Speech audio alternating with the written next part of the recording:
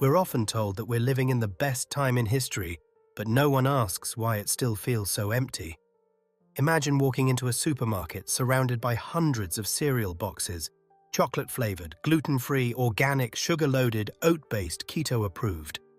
At first, it feels empowering. So many choices, so much freedom. But pause for a second. Who decided these were the cereals you could choose from in the first place? You didn't grow the grains, design the packaging, or even question whether cereal was the best way to start your day. You just walked in and picked from what was already selected for you. This is the modern illusion of freedom. We're told we live in a world of endless possibility where we can be anyone, do anything, live however we choose. But in reality, the freedom we're sold is more like a children's menu, colorful, limited, and pre-approved. Take a step back and you'll see it everywhere. Your career. You're free to choose between options that the system has deemed profitable. Want to be a poet? Sure. But can you survive without monetizing your art? The system whispers, be who you want to be, but only if it's economically viable. Even your opinions are shaped within invisible walls. Yes, you can say whatever you want, until it makes others uncomfortable or challenges the system itself. The Overton window, the range of acceptable ideas, is narrow, but it's decorated so beautifully you never realize you're boxed in. We confuse variety with freedom, but freedom isn't having 50 brands of toothpaste to choose from. It's having the power to question why toothpaste has become a billion-dollar industry in the first place. It's the freedom to ask, is this choice even necessary, or is it just noise? Consumerism sells you freedom wrapped in packaging. You can pick your clothes, your coffee, your phone wallpaper. But try stepping outside the unspoken rules of success, beauty, or productivity, and watch how quickly that freedom vanishes.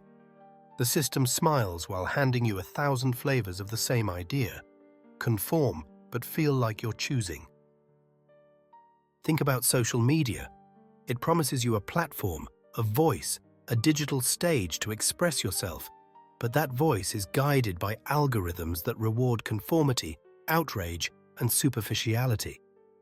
Say something real and you might get buried. Post something trendy and you might go viral. It's not expression, it's performance. Even rebellion is packaged now. Want to feel like a nonconformist? Great, there's a brand for that.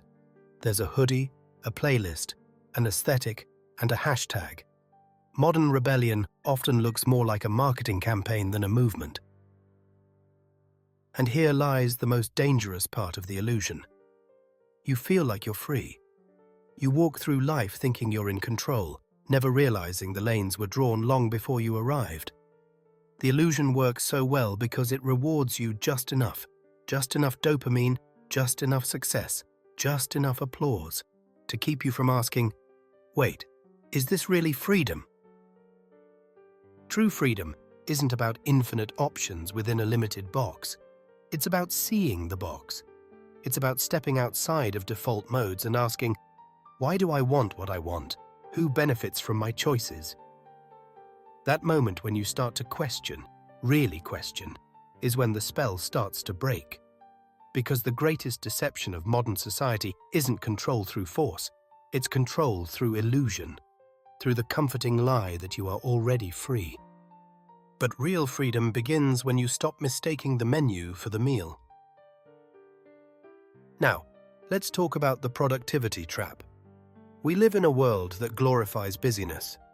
We're told we should be hustling, grinding, working 18-hour days to achieve more. Productivity is not just a value, it's become a badge of honor. But ask yourself, when did we start confusing productivity with purpose? When did we start believing that our worth is tied to how much we produce? Society has woven this narrative so deeply into our lives that we begin to feel guilty for resting. But the truth is, rest is not a luxury. It's a necessity for a balanced life. We're conditioned from childhood to chase after gold stars, good grades, and promotions. The message is clear. More doing equals more value. But when did we stop questioning this? When did we stop thinking that our worth wasn't tied to what we could accomplish? The system thrives on this. The more insecure you feel, the more productive you try to be. You buy planners, apps, and online courses, thinking that the next achievement will finally bring peace. But peace never comes. The bar keeps moving, and you're left chasing it, running faster and faster without ever reaching it. The truth is, peace is not something you earn. It's something you create by allowing yourself the space to simply exist. And here's the twist. The system was designed this way. The more insecure you feel, the more productive you try to be. But here's the kicker. Even leisure has been hijacked. Reading a book. Better make it self-improvement. Going for a walk? Track your steps. Doing nothing? That's laziness unless you can rebrand it as mindful recovery. We've forgotten how to exist without a purpose, without an agenda. We're too busy to just be. The truth is, you are not a machine. You were never meant to operate at maximum efficiency every hour of every day. Nature doesn't bloom all year long. Why should you?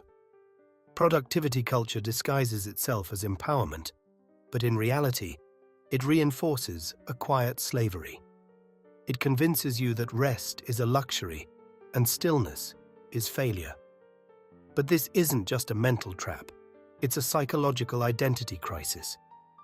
We're addicted not to work, but to the validation we get from being seen as useful. But here's a radical thought. What if you didn't need to be productive all the time to be worthy? What if you didn't need to earn rest? What if you could simply exist without justification? That's the kind of freedom we're all craving. It's not freedom from work, but freedom from the illusion that your value is tied to your productivity. And here's the kicker.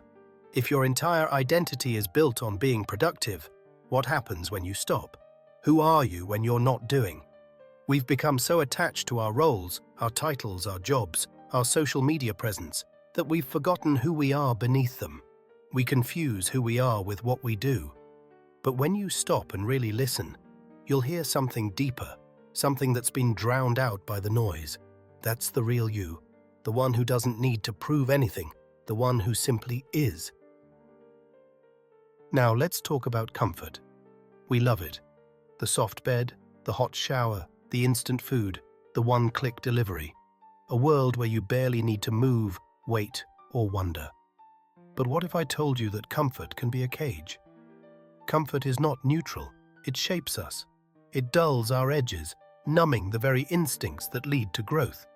Take a look around. Every innovation is designed to reduce effort. Why walk when you can ride? Why cook when you can order? Why talk when you can scroll? In the name of efficiency, we've traded friction for fluidity. But friction is where change happens.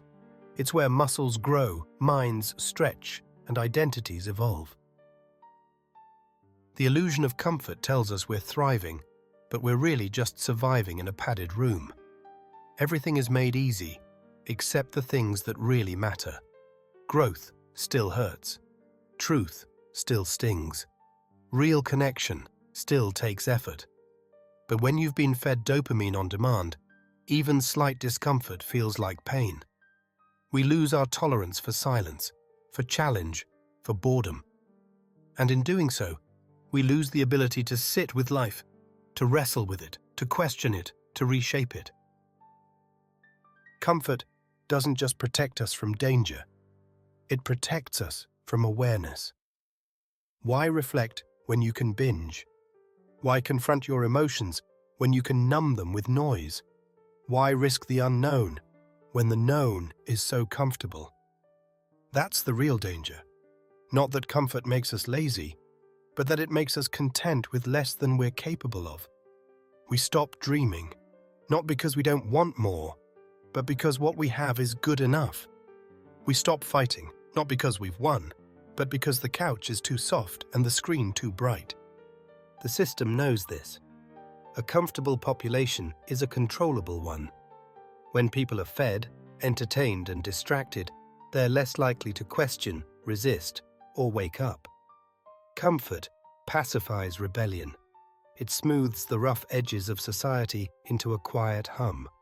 So no, comfort isn't evil. But unquestioned comfort, that's a slow anesthetic. It lulls you to sleep while life passes by just outside your window. The antidote? Choose discomfort. Not recklessly, but deliberately. Do hard things, not for the result, but for the reminder that you can sit with boredom, question convenience, and break the loop. Because real life, the raw, vibrant, unpredictable kind, lives just beyond the edge of comfort. At some point, in the midst of all the noise, the screens, the opinions, the goals, and the roles, you begin to feel it, a strange emptiness. Not loud, not dramatic, just subtle. Like a room that used to be filled with music, but now echoes with silence.